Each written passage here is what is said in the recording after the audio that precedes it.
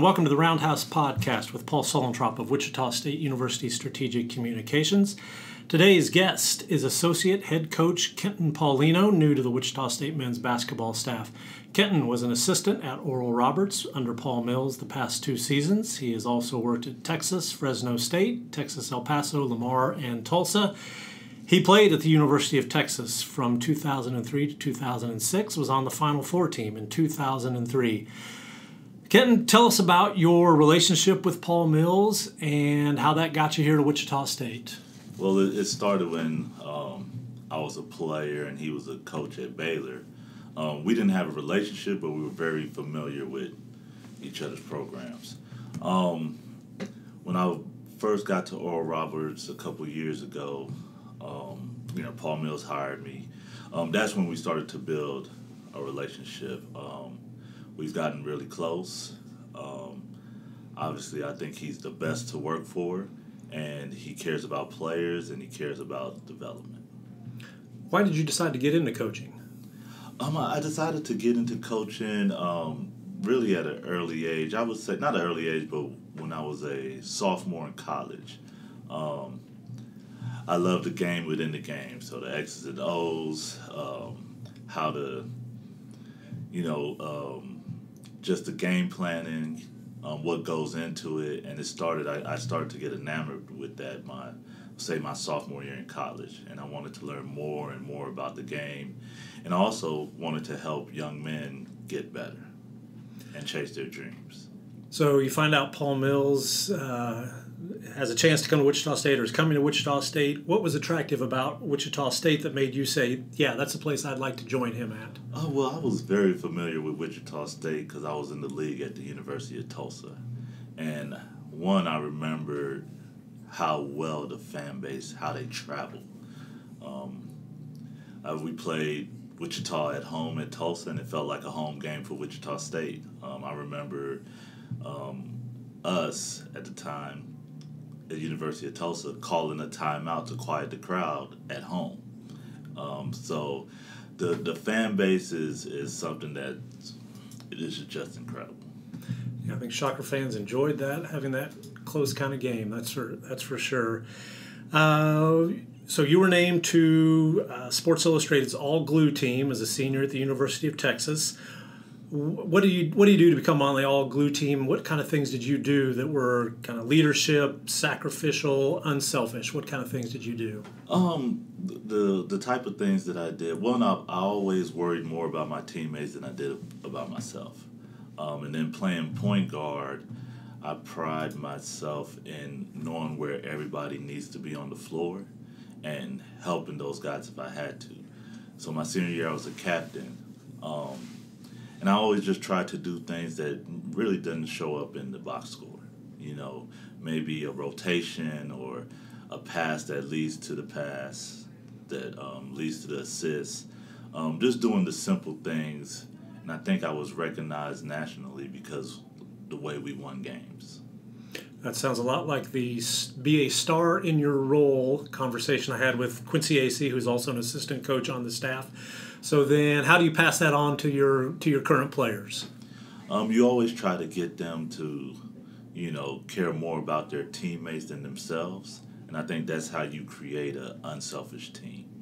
If your focus is to not let your teammates down and you're playing for your teammates, that could lead to success. And in terms, you will do things that impact winning that doesn't necessarily show up on the box sheet because that's not why you play. You play to win instead of you're playing for your own stats.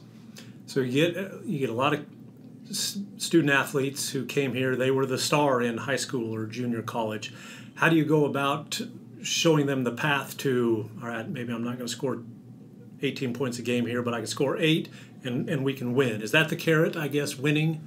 Yeah, the carrot is always winning, right? If you could contribute to winning and make an impact without scoring the ball, because it's always an adjustment, when you're coming from high school and you're the man and you're the leading scorer, like you said, and then all of a sudden you're put into a team that's full of guys like that. Somebody has to have some sacrifices, but if the at the end of the day, if the goal is to win and to win championships, then those sacrifices, that doesn't feel like it.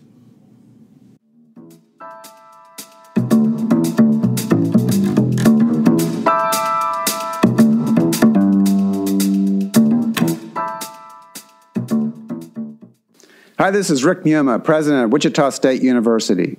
Check out the latest episode of the Forward Together podcast. Each episode, I sit down with different guests from Shocker Nation to celebrate the vision and mission of Wichita State University. Listen wherever you get your podcasts.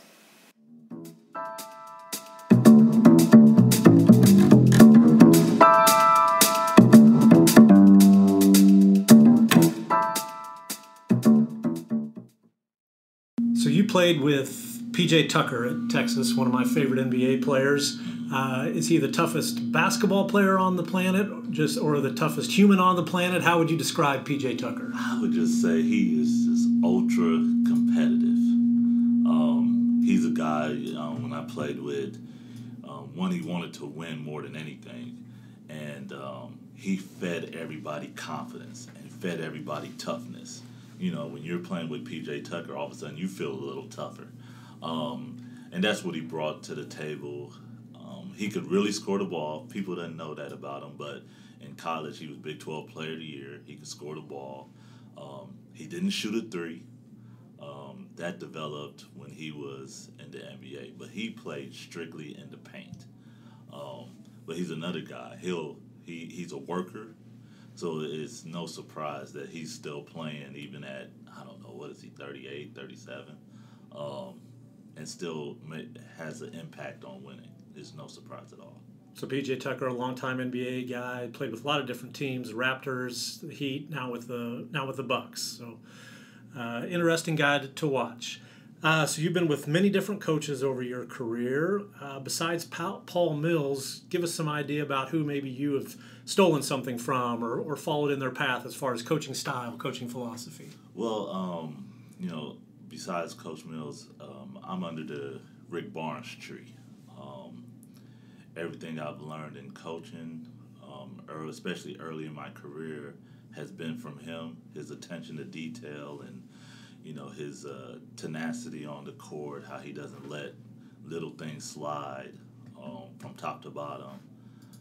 But he's a guy I would say I modeled my coaching style after being with him, because he's been my foundation when I first got into this business.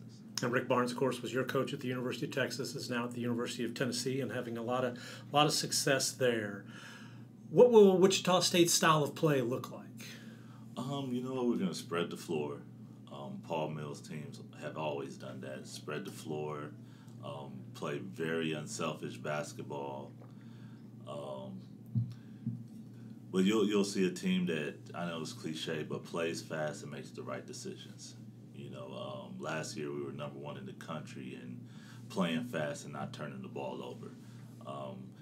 And it's been that way for the last few years. So we'll play in space. We'll make simple decisions.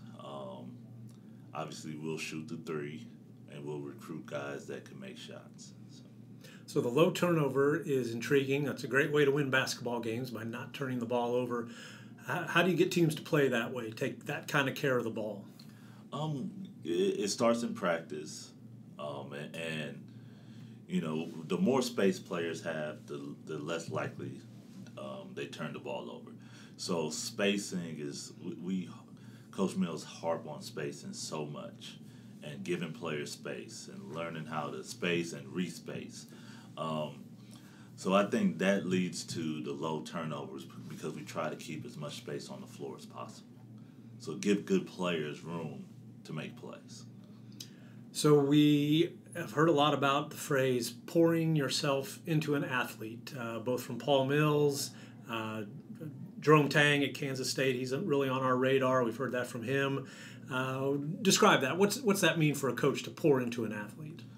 So basically it means, Coach Mills would say this often. He said, it's not your job to fill others' cup, but it's your job to empty yours. So, we coach the player as we put so much effort into it that, and you don't worry so much about the results, right? You focus on how much did you give, how much did you pour, did you empty your cup, and if you did that, you had a good day, and if you didn't do it, that would be considered a bad day. So we just try to pour into our players as much as we can until our cup is empty, and whatever they receive is on them. So you've been at Wichita State, I guess, roughly 2 weeks now. It's got to be a whirlwind because all you coaches, you have families, you've got to move, you've got all these things to do in addition to assembling a basketball team and all those kind of stuff. Give people a little peek behind the curtain. What have these 2 weeks been like? What kind of things are you doing? You know, it's constant phone ringing from recruits to the coaching staff to your wife and your kids, and it's been a whirlwind. You know, you're traveling back and forth. It's an adjustment for everybody, but the main focus this time of year is, you know, the guys you have to retain and the guys that's in the portal and setting up visits. So it's just everything's moving 100 miles an hour right now, and it's a lot of juggling. But it's a fun time, and it's exciting time for the staff and for the city and for our families. So while we're in this whirlwind, it's still very exciting.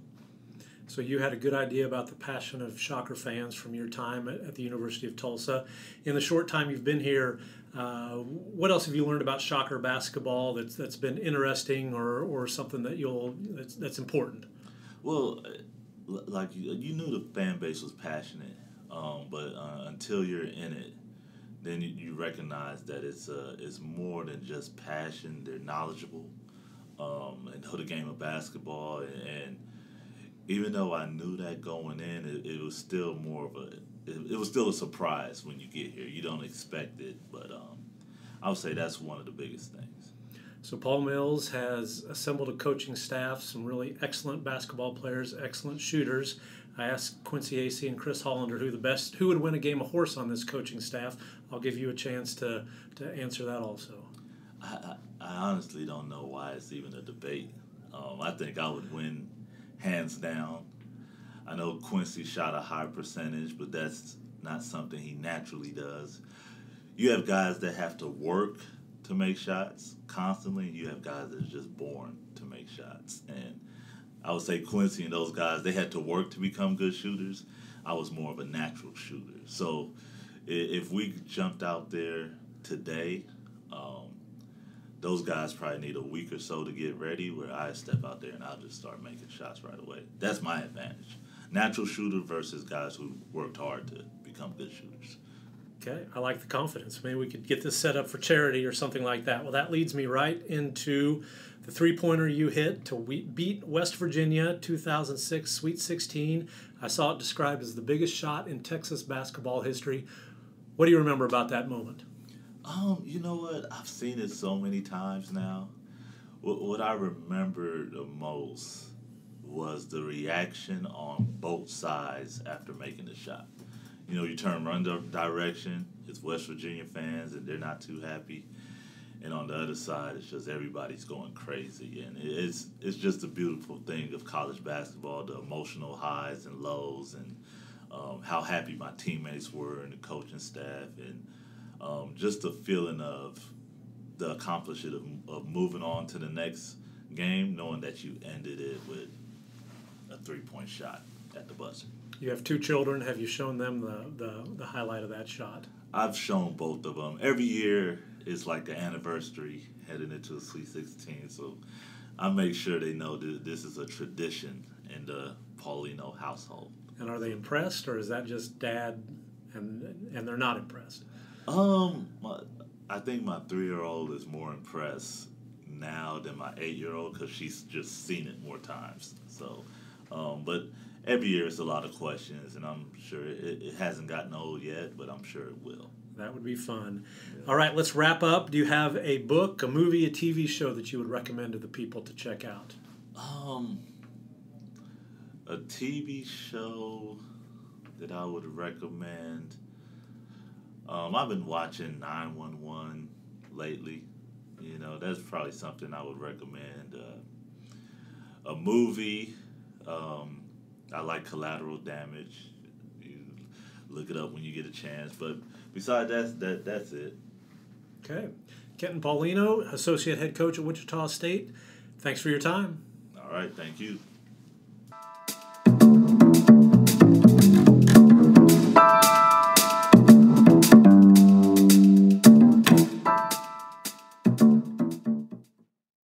Thank you for listening to the Roundhouse Podcast, courtesy of Wichita State University Strategic Communications. We encourage you to rate, review, and subscribe wherever you get your podcasts. You can find more Roundhouse content at GoShockers.com. It's over! It is over! Ladies and gentlemen, say it slowly and savor it. Wichita State is going to the Final Four for the first time in 48 years. Unbelievable. What a scene, folks. The Shocker fans are just going crazy in the stands. Just maybe the greatest win in the history of Wichita State basketball.